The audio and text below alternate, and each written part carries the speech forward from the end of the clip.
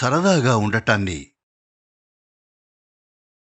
ఎప్పుడూ బాధ్యతారాహిత్యంగానే అర్థం చేసుకున్నారు. అవునా?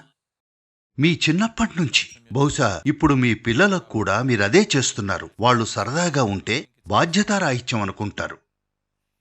జీవించడానికి అత్యంత బాధ్యతాయుతమైన మార్గం జీవితంతో సరదాగా ఉండటమే. ఈ భూమి మీద విచారంగా మొహం పెట్టుకుని తిరగడం పూర్తిగా బాధ్యతారాహిత్యం.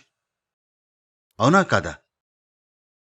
విచారంతో తిరగడం పూర్తిగా బాధ్యతారాహిత్యం కాదా? అవునా? మీరు చేయగల అత్యంత బాధ్యతారాహిత్యమైన పని అదే. సరదాగా ఉండటం అంటే బాధ్యతారాహిత్యం కాదు. సరదాగా ఉండటం అంటే జీవితం పట్ల చాలా బాధ్యతాయుతంగా స్పందిస్తూ ఉండటం. సరదాగా ఉన్నప్పుడు మాత్రమే అలా చేయగలరు. సీరియస్గా ఉన్నప్పుడు మీకు ఈ ప్రపంచం ఉనికిలో ఉండదు, మీరు మీ నాన్సెన్స్ తప్ప. అవునా? సీరియస్గా ఉన్నప్పుడు అది కేవలం మీ గురించి, మీ నాన్సెన్స్ గురించే. మీకు ప్రపంచం, ఇతర జీవరాశుల ఉనికి ఉండదు. సరదాగా ఉన్నప్పుడు మాత్రమే ప్రతిదానిపై శ్రద్ధ పెట్టగలరు. సరదాగా ఉంటేనే ప్రపంచంలోని ప్రతిదానికి నిజంగా స్పందించగలరు. లేదంటే లేరు. కేవలం ఆ భారం మిమ్మల్ని చంపేస్తుంది. సరదాగా ఉండటం అనేది మీరు అలవర్చుకోవలసిన ఒక తత్వశాస్త్రం కాదు. నేను సరదాగా ఉంటాను, నేను సరదాగా ఉంటాను. లేదు. సైన్స్ మీకు చెప్తోంది, ఈ ఉనికి మొత్తం కేవలం శక్తుల నృత్యం. ఈ ఉనికిని సృష్టించే శక్తులు ఎప్పుడూ సరదాగా ఉంటాయని అనిపిస్తుంది. మన సంస్కృతిలో ఎప్పుడూ సృష్టిని భగవంతుని లీలగా వర్ణించారు. భగవంతుని లీల అని వాళ్ళు చెప్పినప్పుడు చాలా మంది ఆలోచనాపరులు, ఓహ్, ఆ మూర్ఖుడు నా జీవితంతో ఆడుకుంటున్నాడు, అందుకే ఈ కష్టాలన్నీ అనుకున్నారు. సృష్టి శక్తులు నిరంతరం ఆడుతూనే ఉంటాయి. అవి ఆడటం ఆపేస్తే మీ పని అయిపోయినట్లే. అవునా? అసలు శరీరంలోని ప్రాథమిక శక్తులన్నీనే పూర్తి ఉత్సాహంతో ఆడుతూ ఉండాలి. అప్పుడే అంతా బాగుంటుంది. అవి ఆడటం ఆపేస్తే లేదా ఆడటానికి నిరాకరిస్తే మీ పని అయిపోయినట్లే, మీరు ముగిసిపోయినట్లే. సరదాగా ఉండటం అంటే మీ వైఖరి మాత్రమే కాదు. ఇది మీ వైఖరి కాదు, ఇది సృష్టికర్త వైఖరి. ఇది సృష్టి వైఖరి. సృష్టితో, సృష్టికర్తతో ట్యూన్లో ఉంటే సరదాగా ఉండటం చాలా సహజం. దాంతో ట్యూన్లో లేనప్పుడు మాత్రమే ఎక్కడో మీ మనసు, ఆలోచనల ప్రక్రియకు పూర్తిగా బానిసలయ్యారు. మీ అభిప్రాయాలు, సిద్ధాంతాలు, తప్పొప్పులు, నైతికతలకు బానిసలయ్యారు. అప్పుడు మాత్రమే సరదాతనాన్ని కోల్పోయారు. జీవితంతో లయలో ఉంటే, సృష్టి లేదా సృష్టికర్తతో లయలో ఉంటే సహజంగానే సరదాగా ఉంటారు. విశాలమైన సృష్టిని విస్మరించడం ప్రారంభించి మీ చిన్న సృష్టికి చాలా అతుక్కుపోయారు ఇక్కడ జరుగుతున్నదానికి. అందుకే సరదాతనం అంతా పోయింది. విశాలమైన సృష్టితో లయలో ఉంటే మరో మార్గం లేదు, సరదాగానే ఉంటారు. ఒకరు సరదాగా ఉన్నప్పుడు మాత్రమే ప్రపంచంలోని సమస్యల్ని నిజంగా ఎదుర్కోగలరు. వాటి ప్రభావానికి గురి కాకుండా దానికి సంబంధించి తన వంతు ఉత్తమంగా చేయగలడు. సరదాగా ఉండడం తెలియకపోతే ఆ సమస్యలు అతన్ని తినేస్తాయి. ఈ ప్రపంచంలో ఉన్న సమస్యలు చిన్నవి కావు. మీలో కావలసినంత సరదాతనం లేకుండా వాటిని ఎదుర్కోవాలని చూస్తే మీరా సమస్యను పరిష్కరించగలరని ఎప్పుడు అనుకోకండి. ఆ సమస్యలకు బలవుతారు. అదే జరిగేది. అది ఎంతో మందిని తినేసింది. అవునా? మంచి ఉద్దేశాలున్న ఎంతో మందిని అది మింగేయలేదా? ప్రపంచంలోని సమస్యలు వారిని మింగేయలేదా?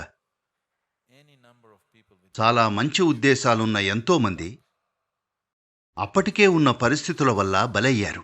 నిజంగా సరదాగా ఉంటేనే వాటిని నిర్వహించగలరు. లేదంటే అంతా ఇబ్బందే. కేవలం రోజులో చేస్తున్న పని పట్ల కొన్ని గంటల పాటు సరదాగా ఉంటే భౌతిక శరీరం కూడా చాలా మెరుగ్గా పనిచేయడం ప్రారంభించడాన్ని గమనిస్తారు. మీ నిద్ర సమయం తగ్గుతుంది. ఇంకా సరదాగా ఉండే వ్యక్తికి ధ్యానం సహజమైన ప్రక్రియగా మారుతుంది. ఎందుకంటే సరదాగా ఉన్న మరుక్షణం చేస్తున్న పనులతో చిక్కుకుపోరు.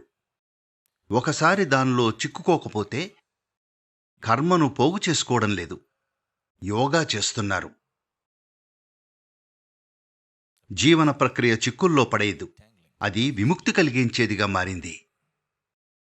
ఇక కర్మ చేయడం లేదు, చేసే పనితో యోగా చేస్తున్నారు. ఒకసారి రోజంతా యోగా చేస్తుంటే ఖచ్చితంగా అంతా మెరుగవ్వాలి, అవునా? ఇంకా ఏదీ సాధించని ఒక ప్రారంభకునికి పని అనేది అవసరం. ఆ పనిని సరదాగా చెయ్యకపోతే పని మిమ్మల్ని చంపేస్తుంది. ఎప్పుడు, అది ఎలాంటి పనైనా సరే. ఒక పరిస్థితి గుండా వెళ్ళడానికి వివిధ మార్గాలున్నాయి. Passing through a situation. Mahabharatam ఒకే రకమైన పరిస్థితుల గుండా వివిధ రకాల మనుషులు ఎలా వెళ్తారనే దానికి ఓ గొప్ప ఉదాహరణ. కృష్ణుడు అనుభవించే దాదాపు ప్రతిదాన్ని చిన్న స్థాయిలో అతని చుట్టూ ఉన్నవాళ్లు కూడా అనుభవిస్తున్నారు. వాళ్ళు దాని గుండా ఎలా వెళ్తారు, ఆయన ఎలా వెళ్తాడు, వేరువేరు రకాల మనుషులు ఒకే రకమైన పరిస్థితుల గుండా ఎలా వెళ్తారు అనే దానిపై మహాభారతం ఒక అద్భుతమైన డాక్యుమెంట్. వివిధ స్థాయిల స్పృహలో ఉన్న వేర్వేరు రకాల మనుషులు ఎలా ఉంటారు, ఒకే రకమైన పరిస్థితుల గుండా ఎలా వెళ్తారు అనే దానిపై. ఏదైనా సమస్య వచ్చినప్పుడు, బయట ప్రయాణిస్తున్నప్పుడు లేదా ఆఫీసులో ఉన్నప్పుడు ఏదో సమస్య వస్తుంది. 10 మంది ఉంటే ఆ 10 మంది ఎదురైన ఈ చిన్న సమస్యను ఎలా అనుభవిస్తారు? ఒకతను జుట్టు పీక్కుని పిచ్చెక్కిపోతాడు, మరొకతను ఇంకొకరిపై విరుచుకుపడతాడు, ఇంకొకతను తల బాదుకుంటాడు, మరొకతను తనేం చేయగలడో చూస్తాడు. ఇది జరగడం ఎప్పుడైనా చూశారా? అదే పరిస్థితిలో ప్రాథమికంగా మహాభారతం అంటే అదే. అందులో అన్ని రకాల మనుషులు ఉన్నారు. మంచివాళ్ళు, చెడ్డవాళ్ళు, పూర్తిగా దుష్టులు, అత్యంత పుణ్యాత్ములు, ఇలా వివిధ రకాల మనుషులున్నారు. గమనిస్తే ఏ సమాజంలోనైనా ఉండే ప్రతి రకమైన మనిషి మహాభారతంలో ఉంటారు. అన్ని రకాల వాళ్ళు, పేరాసపరులు, పూర్తిగా నిస్వార్థపరులు, భయస్థులు, ధైర్యవంతులు, పరాక్రమవంతులైన యోధులు, పిరికివాళ్లు, అన్ని రకాల వాళ్ళు ఉన్నారు.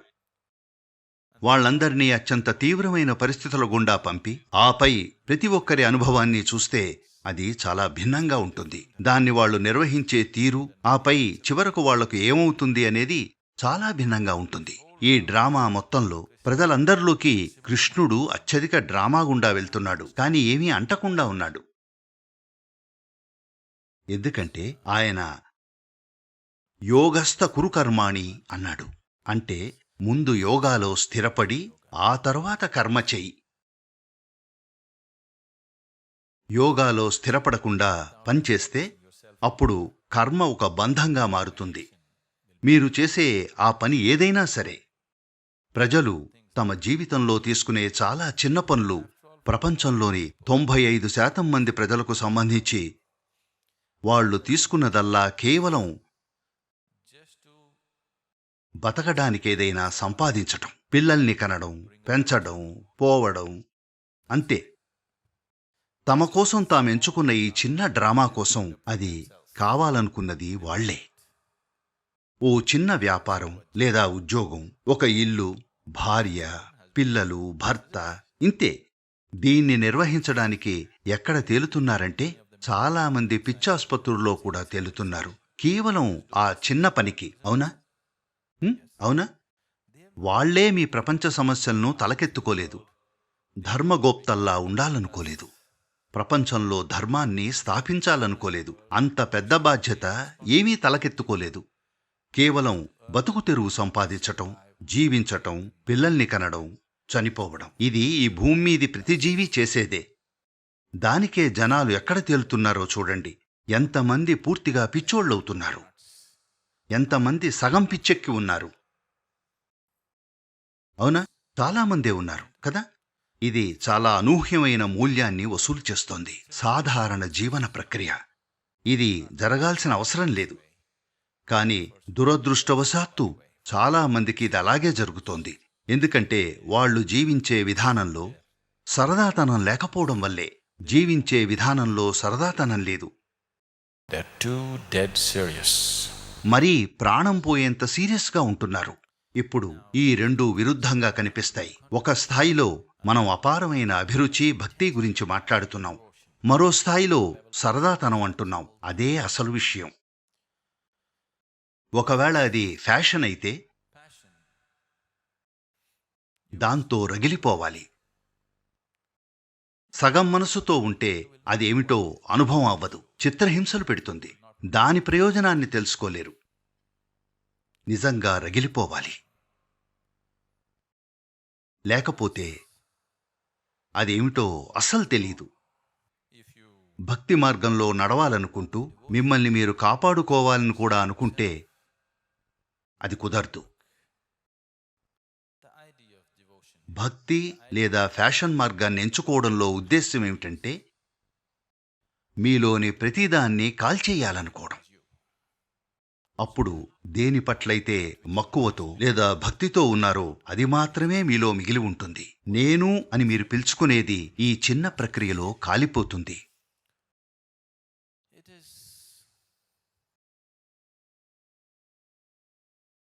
ఒక ఆలోచించే మనసుకు ఇది తనను తాను నాశనం చేసుకోవడంలా కనిపిస్తుంది. కానీ పరిమితమైన దాన్ని దహించడానికి సిద్ధంగా ఉంటే తప్ప మీలో మరో అవకాశం ఎప్పటికీ తలెత్తదు. నిజంగా ఆ మరో అవకాశం మిమ్మల్ని తాకాలంటే మీరు నిజంగా రగిలిపోవాలి.